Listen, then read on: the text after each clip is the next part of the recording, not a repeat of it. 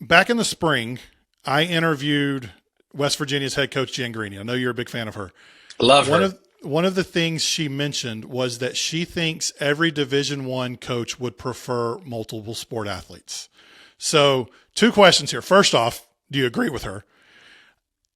If you do, can you explain to parents what the benefits of playing multiple sports are as young kids? So first answer, yes. Multi-sport athletes would love every player on our team to be a multi-sport athlete. So there's your first question. Before I get to your second and explaining kind of why, I did listen to that podcast and she completely undersold her daughter. And I don't want to get any NCAA violations, but she's like, oh, she's pretty good. Like her daughter's super legit. Like the volleyball one that's coming through is really good. So she undersold that. But the multi-sport athlete thing is a real thing. And it's so state dependent because in certain states and especially in certain big cities, you're gonna struggle at your high school or whatever if you're not playing that sport year round or whatever. I get all of that, but there's been so many players that have come from small town, and there was this study done on the NFL about the small town kid, and how kind of the big fish in the small pond and the confidence and courage we talked about later that comes with that.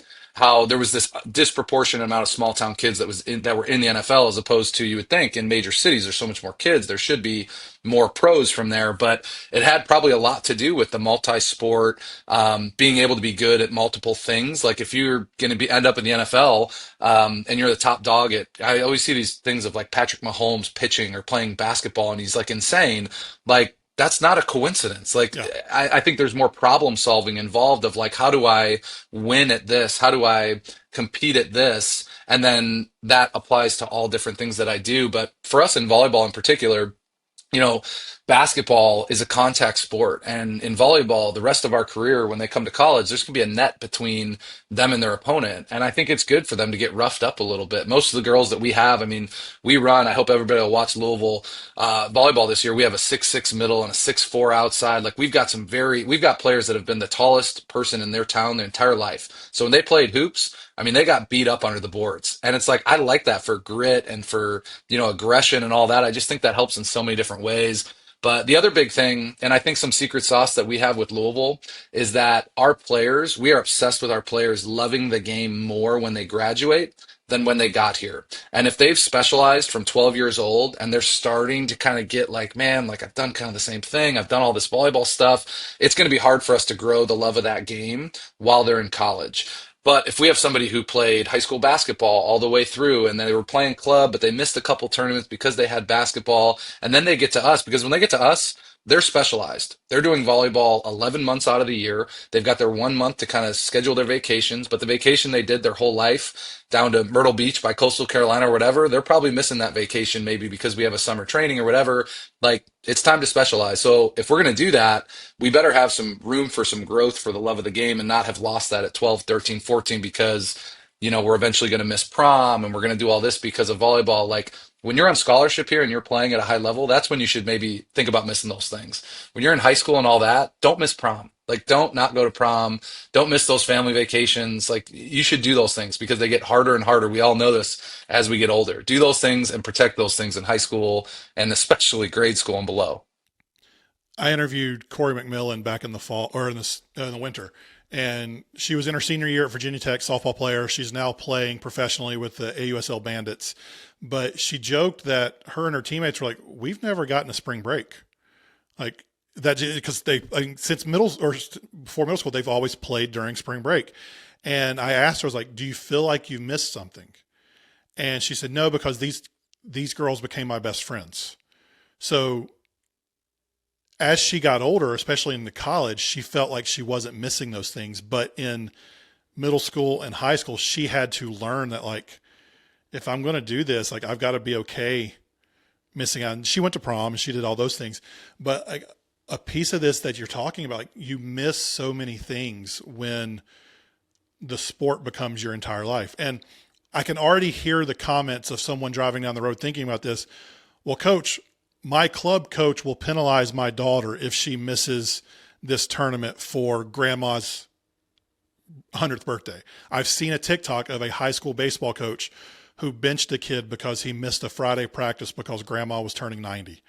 Like, because he missed practice, he benched a kid. So, like, What do you say to that parent who has the concern that kid might lose some playing time if they go on the family vacation or if they go to prom or if they whatever it is to miss the tournament?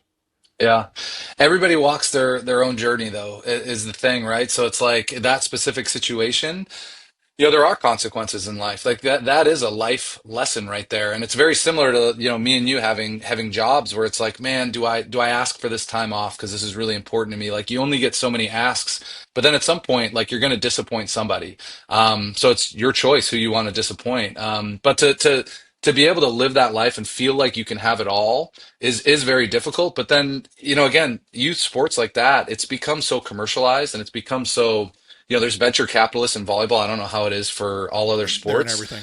Yeah, so it's very much a business, and it's like you can take your business elsewhere. Like you are not required to play for any certain team, and you can find what works for you. But again, there are unique stories on all. And again, I think I have a unique insight into Division 1, potential national team players. That's what we have here at Louisville. And we've got players who never missed a summer family vacation. Didn't start playing club until March when, the season does start in January, but you can find teams that start in March and go through the summer. Maybe took a year off of club at some point. But then we also have the flip side of that. We have some that got private lessons from the time that they were 12 and only played volleyball. Like we've got everything in between. And I think a lot of times those experiences are a reflection on their personality. Like the type A kid who has the type A mom, like they're the ones that picked up lessons right away because they're like, man, we're going to get passed up if we don't do this. And they're really high strung when they get here, but that's how they thrive. And that worked for them. But to see that and be like, oh man, if I want my kid to have the opportunity to do this, I have to mimic that. It's like, no, that's what worked for her because that's how she was wired. And on the flip side, we've got players that it's like they didn't really get serious about volleyball until they were 16. And that was fine for them. And it worked. And, they have some gifts and abilities that other people maybe don't have, but it was fine. And so there's so many different journeys in between. But I find myself wrapped up in this too with parents of just like, oh, they're getting the lesson or they're doing the extra clinic and they're doing all that. And if he doesn't, he's going to get behind and all that. And it's like, that is natural human nature to compare. But checking yourself and just being like, what do I really believe and what do I think is best for my kid? That's where you can get a great relationship with your kid and a great relationship to what they're doing and a very healthy one. Like the name of your podcast, Healthy Sports Parents. I think that word healthy is very, very important. And I think people take that different ways of what is healthy. Yeah, and you kind of hit on it, but I want to ask it more directly. Like for the parent who's worried their kid's falling behind if they're not on a top team or if they're not playing year round, what advice would you give to that? Let's say they're in middle school or high school now. Let's take the elementary age out of it. If kids in middle school or high school and their mom and dad is worried they're going to fall behind if they don't do all the things, how would you encourage that parent? I hear that a lot too, and I hear it below those ages. But you're talking about like middle school into high school of like, man, I've got to be playing year round, or I've got to pick up the extra lesson, or things like that. I would say if it's coming from the kid, that's a win right there. I was thinking about this the other day of like private lessons. My kids have never done any private lessons. They've done one sport that's private lessons, and that's swimming. And I think there's a safety issue involved. I think everything we do should be to provide. We're pushing them in swimming, like because I want them to be great swimmers. Like that's the only one that I think if there's a safety issue involved, okay, that's fine. But like if my 10-year-old came to me and was like this baseball story, and he's like, man, I remember that baseball hit that I had, and I really want to be great at baseball. Like, can I pick up some private lessons? Um, I would really go down that road and look at it, but I would also want him to maybe have some skin in the game. Like, what did he get for his birthday? You get $100 or whatever. Like, okay, these things aren't free, and I want you to have some skin in the game. What? Maybe you can do $10 and I'll do the rest or something like That's what we that. did with the horse lessons. My Well, daughter there you asked go. for like, what do you want for your birthday? Well, I want horse lessons. So we told family, and each person gave money towards her having horse lessons. So she got 3 lessons based off of her birthday money. See, I think that is the absolute best way to do it because then they realize like I could take this and apply it somewhere else, but I care so much about this I could go buy that Robux.